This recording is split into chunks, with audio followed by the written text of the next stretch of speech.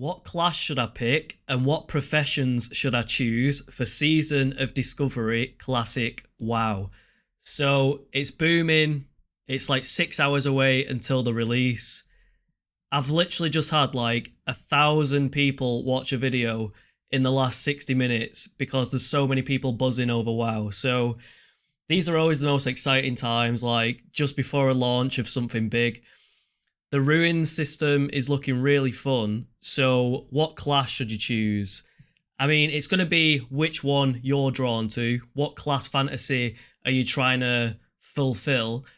But let's talk through some of the ruins. Why not? Let's see some of the different play styles that are coming. And let's talk about the professions that might be useful and they might match the character you're trying to play. Like whenever I choose a profession, I always wanted to match the character. Like if I'm a rogue, I want to be a skinner and a leather worker. If I'm a warrior, I want to be working with blacksmithing and mining, things like that.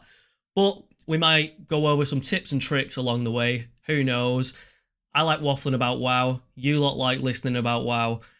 There's 6 hours until it's out. What else are we supposed to do other than get giddy about it? So we'll start off with rogue.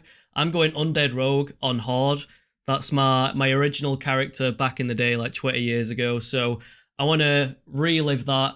I want to get into Shadowfang Keep, have fun in there, and then I want to level up these new tanks. So the Warlock tank seems cool. The Shaman tank, I'm really excited for.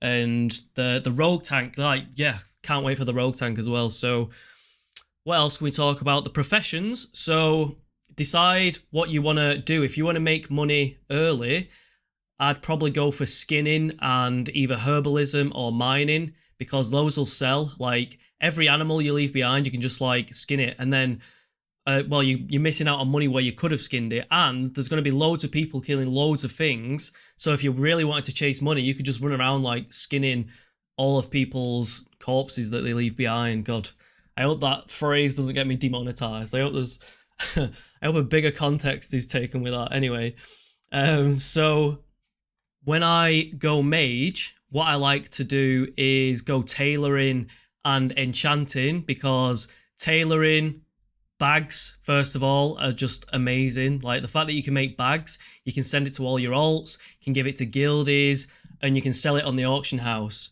or trade it for goods and services. And all you really need is like cloth or things that drop off mobs. You don't need to like mine ore in order to get it to work. Do you know what I mean? So a good partnership is enchanting because all that requires is green drops. So what else have we got? Druids feel very naturey, very foresty. So I've always liked going herbalism and alchemy with them. Make potions, like you're all spiritual and woo-woo and stuff like that. Don't forget about your secondary professions as well. So all your characters can pick up first aid, fishing, and you can pick up cooking. Fishing will be quite a good moneymaker, so I'd definitely try and get your fishing up. First aid is always useful. You never know when you'll find yourself in a precarious spot. It could save your character. I go for it. Whenever I make a fresh character, I'm always in hardcore mode. Like, I want to keep a clean sheet. So the longer I can keep death away, the better. So first aid comes in like really, really clutch. You can save other people as well. It's really nice when you save other people in this game. Don't forget about engineering. It's really, really useful. You can get loads of fun items out of it. It's good for PvP, stuff like that. I'm going to do a whole engineering video because I literally take engineering on every character. It's that good. So I'm going to have like an alt army. I'm going to get engineering on all of them. And then their secondary profession is going to be like a class fantasy. So whatever matches them.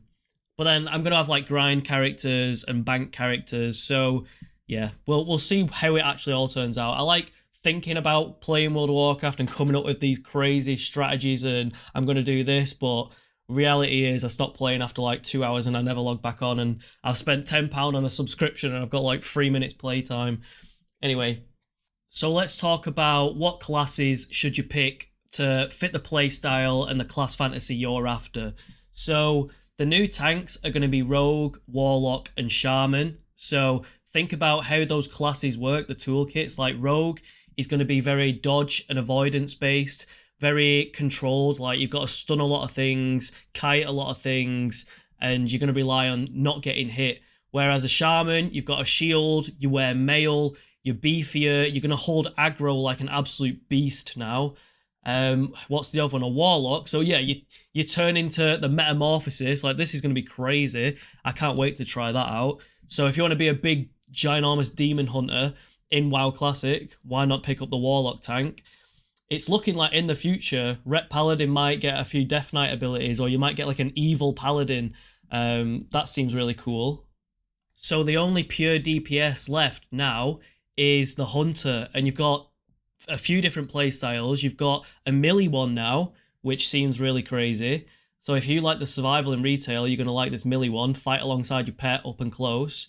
There's Beast Mastery, where you just focus on your pet, and then you're really good at kiting and just staying alive. And there's Marksman, where you're like a sniper with a 50 cal. You can go long range, big damage, big hits.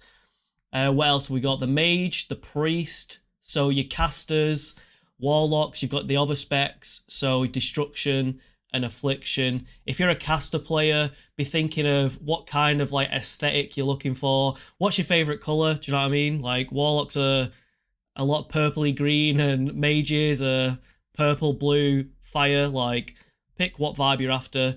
I'm gonna make an alt army, so I just love the sound effects in this game. Maybe it's because I grew up playing this game, but it's just so nostalgic. There's something about it.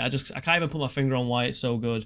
Probably because it's nostalgia calling. But think about what type of content you're looking to play. Are you a social player? You just want to chill with your guildies? Are you interested in PvP? Do you want to do the BFD raid that is coming out? Do you want to be good in dungeons? Do you want to be good in solo content? Do you want to be a solo PvP flanker? Like, pick your playstyle and pick your class fantasy that matches that. You've got talents to work with, and these ruins, this ruined engraving system, you can literally mix and match whenever you want. You don't have to go all the way back to Orgrimmar to like change anything. It doesn't cost money. You can just switch between these ruins. I can't wait to like see all the different ones you can bounce between. I'll have to touch on Mage Healer as well. It plays like a disc priest from retail. You heal your teammate, then they get a beacon on them, and then any damage you do after that to mobs, you do like half damage, but you heal your teammates. And you can do like an AoE heal. Everyone gets like an AoE beacon on them. Then any damage you do will like heal them. You also have rewind time, which any damage that they take within the last 5 seconds, if they've got the beacon on, you can literally just bloop, rewind time. So take them from like 1 health to full health. Really cool mechanic. I really like that they've made dungeon groups easy to make now. The more tanks, the more healers, the better. Like I say, it's only the hunter now that is just purely DPS. And I mean, Beastmaster, the pet is OP. Even without these ruins, the pet is good. So Beastmaster, the pet can tank. Do you know what I mean? So I'm looking forward to making some personal challenges for myself. I really enjoyed leveling up the Death Knight differently. Like, I just played the Burning Crusade when, well, the classic version came out. I leveled my Night Elf through Outlands, and then I was like, oh, I want to play a Death Knight in the Wrath of the Lich King Classic, but that means I've got to do all of the Burning Crusade again. So I was like, oh, I can't do that. So what I did was I leveled by killing boars. the South Park Warcraft episode. I went into Hellfire Ramparts and Blood Furnace, and I tried soloing as much as I can. When I first started, I could like barely kill one of them. I'd get by like on like 10 health, but I had to use all my abilities to like the maximum. Like, I had to like properly play the game. It felt really satisfying. And then I kept making a challenge of like, how far can I get into Blood Furnace? Like, and I just kept going and going and going until I could solo it. So I want to do the same thing in this level 25 phase 1 thing we've got going on in Season of Discovery. I want to see how early can I solo Ragefire Chasm, Dead Mines, Stockades. Like, Shadowfang Keep has always been like one of my favourite dungeons. So after I'd finished in the Burning Crusade with the Death Knight, I went into Wrath of the Lich King, and then I was like, I'm not doing these quests again. I did these quests enough back in the day, and they just make you run from A to B to A to B, and the quest design was just atrocious in Wrath of the Lich King, and I'll back that forever.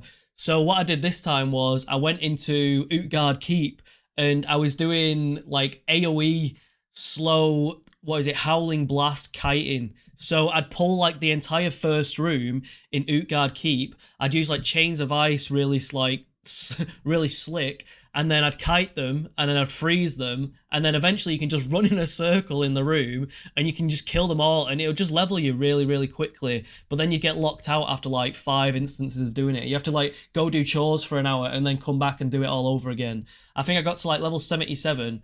And then I fizzled out. I was like, oh, I can't run around in a circle anymore. I've been doing this for like 12 hours. I'm done.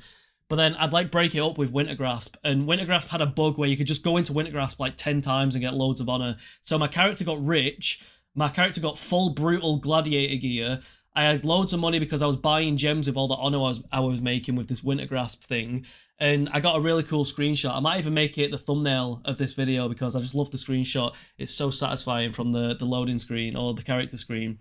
So applying that same like personal challenge to myself, I also might get me bird might join as well, so we could do some like cool duo challenges. And then I'm gonna join the guild from the old days. Like I've reached out to people I played with like 20 years ago, and they're coming back, so we're gonna play together. But these personal challenges, these duo challenges, that's where I have like the most fun. And combining that with the ruins, you can really like theorycraft and play with it and discover things that people have never done before in WoW. And that's what WoW Classic was so fun originally, because everyone was figuring everything out. There was no meta. It was just really fun to play. So for me, I'm gonna create my undead rogue, play him till 5 or 6. Then I'm gonna create my bank alt, send all my rubbish to him, make my other alts that I've like been inspired to along the way, and then power level the rogue through doing quests and killing boars. Then eventually I want to try these like dungeon challenges where I try and solo the dungeon with, or I'll have to duo if it's not working until I get a high enough level where I can like try and level doing it. I don't know. I'm looking forward to just trying the unique ruins for each tank especially. So what are you going to do? What professions are you going to pick after I've just waffled for like 12 minutes? What classes and alts are really standing out to you? Like, have you already got them lined up? Comment down below. Comment tips and tricks that you're going to use. What challenges are you going to try and do with your class, your character, your group of friends? How are you going to be making money and farming gold in Season of Discovery? Right, it's getting close to launch time, so I'm going to wrap this video up, do my chores, do my work, and then I'm going to have fun recording the footage, and then I'll make some guides on how the new rogue tank and warlock tank and shaman tank work. Maybe we'll dabble with a mage, and then let's go and explore and discover all the ruins and put some location guides out there. They always do well. So, hasta la vista, love you all, peace.